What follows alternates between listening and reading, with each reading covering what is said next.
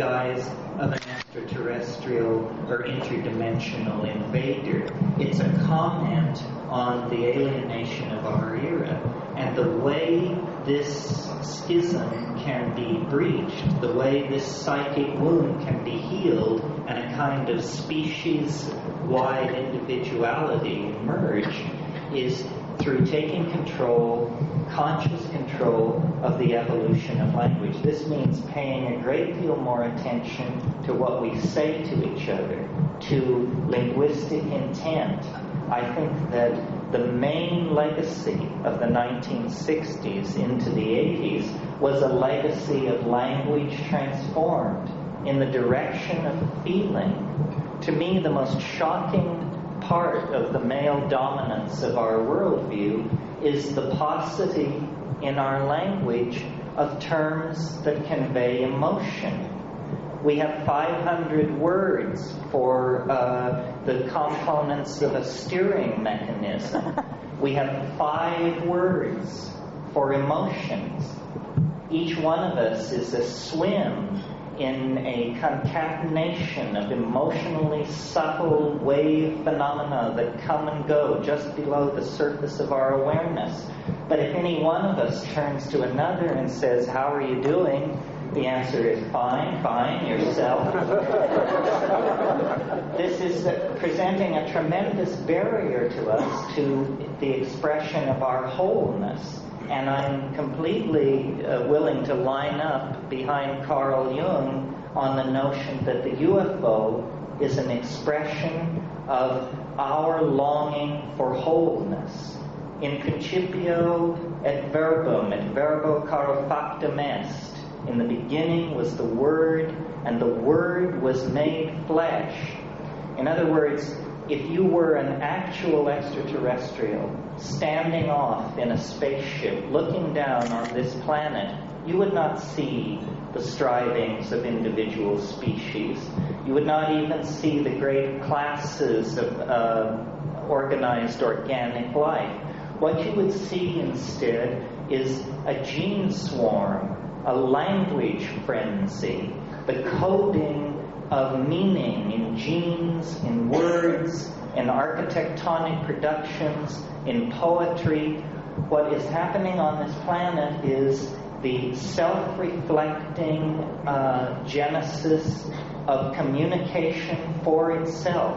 It is language, somehow, that is loose in our species, on our planet, within and without the flying saucer. So, communication, which we take astonishingly for granted, considering the very basic kinds of needs that we communicate to each other, is actually the great frontier of our spiritual becoming. It seems to have passed right by us that we already possess a form of telepathy.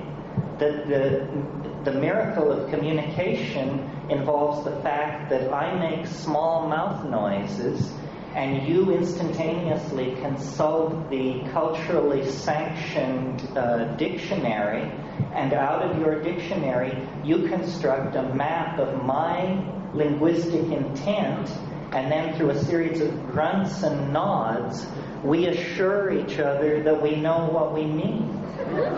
So, in a sense, I said this afternoon that the UFO was here to confound us, to confound science.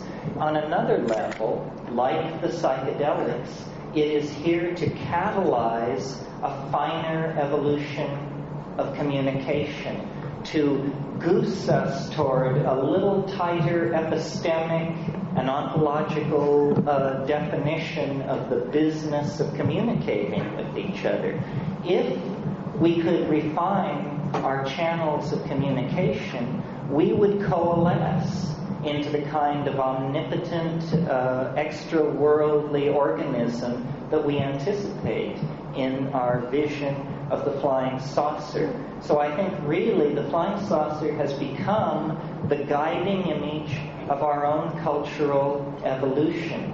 We are going to live in the imagination. This planet is involved in a birth process There is nothing unnatural about what is going on this planet, and there is nothing unnatural or inappropriate about us. It's simply that the planet has carried us to term. We are now ready to leave the womb, and the womb is in danger of toxemia if we in fact do not leave it. We have passed into a new kind of time where the separation of our species from the planet that gave us birth is a necessity for the survival of both parties. And like any birth, it is a moment of crisis. It can end in catastrophe, and perhaps the saucers stand off to perform a necessary cesarean if things really turn into chaos. Many contactees report an apocalyptic scenario involving the saucers taking everybody away in the wake or in the imminence of a thermonuclear exchange. However, the mature way, the self-reflective way, the dignified way out of this cultural impasse, out of this global standoff, is for us to take seriously on a personal level the possibility of evolving our communications with each other so that we actually become the loving family of the goddess, the planetary organism that we all feel ahead of us in the future, casting an enormous shadow back over the historical landscape. Eventually, and when is up to us, it will no longer be a higher dimensional object throwing a shadow into the flat dimensions of history. It will be instead a transcendental object made manifest. We are, in fact, on the brink of great changes. Yes, the UFO phenomenon has been around for hundreds of thousands of years, possibly, but nevertheless, it is somehow spun into the fate of our species, and the overwhelming image of self-transcendent flight, of return to a mandalic unity that transcends space and time, is the guiding archetype of our peregrination through history. So I believe that the UFO waits at the end of time in the same way that the individuated personality waits at the end of the ontological development of the individual. And if we act in good conscience and with great faith in each other, we can in fact realize the hope of the Irish prayer, which says, "May you be alive at the end of the world." Thank you.